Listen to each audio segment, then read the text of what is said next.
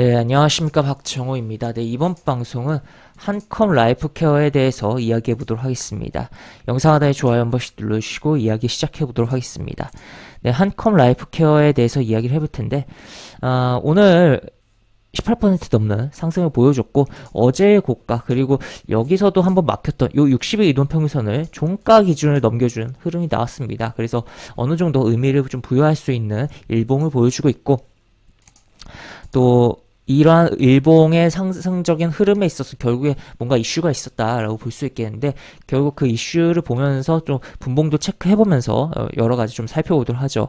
우선은 보시면 이런 이야기가 있어요. 이런 이야기. 어제 뭐 러시아가 요오드 산다는 이야기도 있었긴 합니다만 좀 더 구체적으로 이렇게 이야기가 나왔는데, 그러다 보니까 핵 위험의 임박 우려감이 러시아의 핵 사용 가능성에 대한 부분이 점점 커지는 부분이다라고도 볼 수 있겠고, 그러면 이 한컴 라이프케어가 요오드 관련된 종목이냐라고 봤을 때 요오드 관련된 종목을 제가 어제 정리를 해드리기도 했었죠. 그리고 또 추가로 오늘 같은 경우 대화제약이라는 종목이 관련된 종목으로도 부각이 되면서 움직임이 강하게 나왔고, 전일 또 이야기해드렸던 여러 가지 종목들도 장중에 굉장히 흐름들이 있었습니다. 한창산업이라든지 대정화금이라든지, 그리고 대봉 LS의 경우도 움직임이 있었던 걸로 기억을 하는데, 하여튼 뭐 그러한 부분이 있었는데 한컴 라이프케어가 요오드 관련된 종목은 아니다라고 볼 수 있겠고, 또 추가로 소식을 보면은 이러한 내용이 있어요. 러시아 내 미국인 대피 여행 금지령, 핵전쟁 가능성 본격화되나 뭐 이런 속보가 있었는데, 그 이후로 추가로 미국 정보 당국에 나온 핵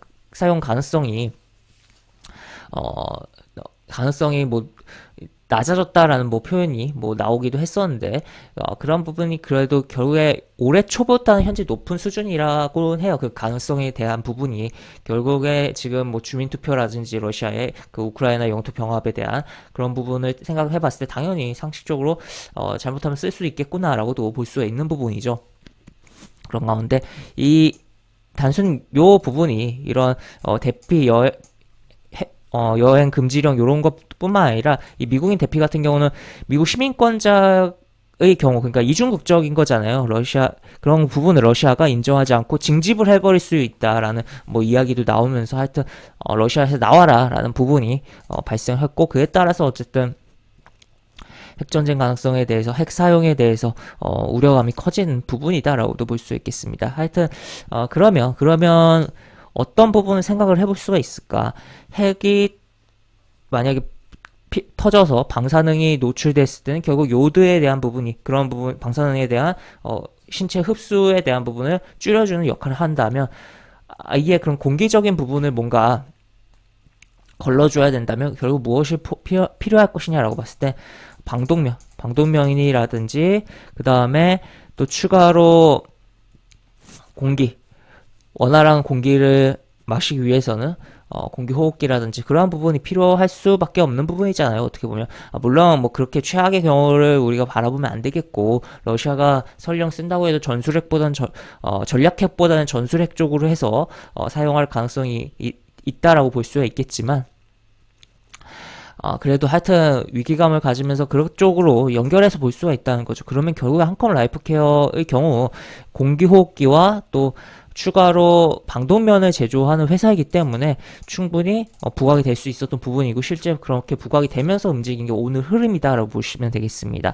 그리고 어제 같은 경우도 요오드 관련된 종목도 움직일 때 움직임도 나왔었는데, 다만 시세를 거의 다 반납했죠. 하지만 오늘 시가 개파락 후에 싹 다 밀어 올리면서 고가 갱신을 만들어냈다라고 볼 수가 있겠고, 지금 그리고 또 추가로 그동안 주가가 상장 이후에 계속적으로 빠졌고, 중간에 한번 브레이크 잡고 돌리려고 했으나 어떻게 보면 완벽하게 돌리지 못하고, 여기서도 굉장히 여기서는 좀 많이 돌리긴 했어요. 하지만 실패하고 떨어지고, 여기서도 한번 브레이크 걸렸지만 실패하고 떨어졌는데, 어떻게 보면 여기서 저점을 깨고선, 저점을 새롭게 만들고선 그냥 미끄러질만도 했는데, 여기서 십자 잡고 저점 만들고 쭉 올리고 그 다음에 또 한번, 그래서 이 기술적인 측면에서도 이 주가의 그런 브레이크를 확실히 좀 잡으려고 하는 액션이 나오고 있다라는 거, 거래량도 어느 정도 발생하고, 그래서 이렇게 빠지지 않았으니까 한번 이렇게 잡았으니까 여기서 또 새롭게 뭔가 흐름이 변화되면서 움직임이 나오지 않을까에 대해서 생각을 해볼 수가 있는 부분이다라고 볼 수 있겠고, 일단 현재 시간의 단가를 좀 볼까요? 시간의 단가에서 현재는 하락이 좀 나오고 있는데, 이렇게 하락이 나오고 있는데, 뭐 밤사이에 상황에 따라서 뭐 굉장히 뭐 뒤바뀔 수 있는 거긴 하지만, 만약에 시가가 살짝 개파락해서 출발한다면 요렇게 오늘처럼 요렇게 해서 요렇게 밀어 올리는 흐름이 연출될 가능성도 있고, 또 추가로 만약에 시가가 여기서 만약에 출발한다면 한번 맞고서 떨어지면서 한번 여기서 좀 조정을 좀 더 많이 줄 가능성을 생각을 해볼 수가 있는 부분이다. 그리고 만약에 반전으로 시가가 좀 높이 떠서 여기 120 이동표에서 위에서 떠서 출발한다면 한번 이렇게 찔러주거나 아니면 더 높이 떠서 출발하면 그냥 내리 꼽아버리는 음봉의 출현 가능성, 여러 가지 시나리오를 생각해 볼 수 있는 가운데서 바라볼 수 있는 상황이고, 그리고 이러한 양봉의 한 절반 정도 여기 개파락에 대한 요 구간에 대한 부분에 대해서 한번 결국에는 한번 건드려주는 흐름에 대해서 우리가 생각해 볼 수 있지 않을까라고도 보이는 종목이다라고 보시면 되겠습니다. 그리고 분봉 같은 경우는 흐름이 그렇게 깔끔하고 좋은 편은 아니었어요. 하지만 어쨌든 여기 한번 여기 캔들에 대한 부분을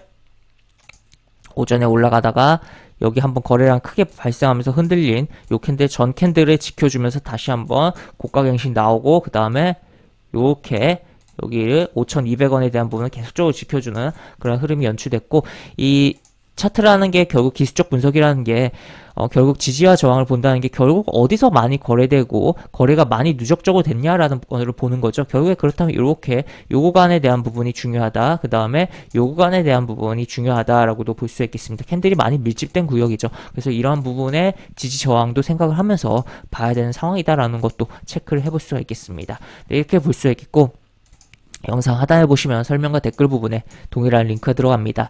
이 링크 타고 들어오시면 제가 운영하는 무료 카톡방으로 입장을 하실 수 있고, 입장하시면 여러가지 장중 시황 관련 코멘트, 속보 관련된 부분, 여러가지 부분들 올려드린 부분 있으니까 이 부분 참고해 보시면 주식하시는데 많은 도움이 되지 않을까 싶습니다. 이상 박종호였습니다. 네, 감사합니다.